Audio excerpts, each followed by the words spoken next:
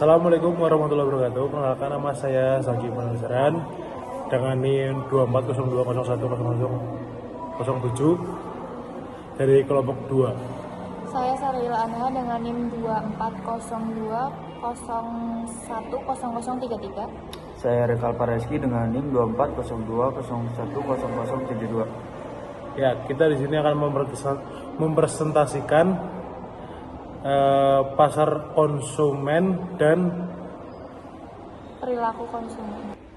Pasar dan perilaku konsumen. Pasar dan perilaku konsumen adalah dua konsep yang saling terkait dalam bidang pemasaran dan ekonomi. Berikut adalah penjelasan singkat tentang kedua konsep tersebut. Yang pertama ada pasar konsumen. Pasar konsumen merujuk pada kumpulan individu atau kelompok yang membeli barang dan jasa untuk digunakan secara pribadi, untuk dijual kembali atau bukan untuk dijual kembali atau diproses lebih lanjut. Pasar ini dapat dibagi menjadi beberapa kategori. Yang pertama ada pasar produk fisik. Pasar untuk barang-barang yang dapat dilihat, disentuh, dan digunakan oleh konsumen seperti makanan, pakaian, elektronik, dan kendaraan. Lalu ada pasar layanan, pasar yang menawarkan layanan non-fisik seperti jasa, pendidikan, hiburan, keuangan, dan kesehatan.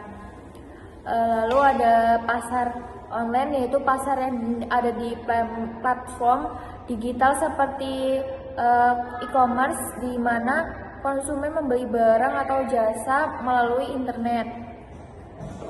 Pasar konsumen sangat penting bagi perusahaan karena mencakup mayoritas pembelian yang terjadi di ekonomi dan keputusan yang diambil oleh konsumen memengaruhi permintaan dan tren pasar. Perilaku konsumen merujuk pada tindakan dan keputusan yang diambil oleh konsumen dalam proses membeli barang dan jasa. Perilaku konsumen dipengaruhi oleh berbagai faktor, baik internal maupun eksternal, yang dapat mencakup. Ada faktor psikologis. Yang pertama, motivasi. Apa itu motivasi? Motivasi yaitu alasan konsumen membeli sesuatu seperti untuk memenuhi kebutuhan fisik, emosional, atau sosial. Yang kedua, persepsi. Persepsi itu adalah bagaimana konsumen melihat suatu produk atau merek dan bagaimana mereka menginterpretasikan informasi yang diterima. Yang ketiga, pembelajaran. Pembelajaran itu adalah pengalaman yang didapatkan konsumen dari interaksi sebelumnya dengan produk atau merek yang mempengaruhi keputusan pembelian berikutnya. Berikutnya ada faktor sosial. Yang pertama, kelompok referensi, yaitu ada teman, terus keluarga, maupun komunitas yang mengaruhi keputusan pembelian. Yang kedua, status sosial. Status sosial adalah kedudukan seseorang dalam masyarakat dapat mempengaruhi presensi produk. Ketiga, budaya dan nilai-nilai. Budaya dan nilai-nilai, kepercayaan dan norma budaya yang berlaku di suatu masyarakat juga mempengaruhi keputusan konsumen. Baik, yang berikutnya ada faktor ekonomi.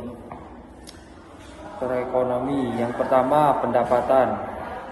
Apa itu pendapatan? Pendapatan mempengaruhi kemampuan konsumen untuk membeli barang atau jasa. Yang kedua, harga.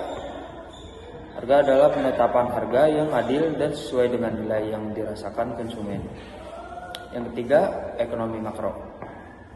Apa itu ekonomi makro? Ekonomi makro adalah kondisi ekonomi secara keseluruhan seperti inflasi atau resesi yang dapat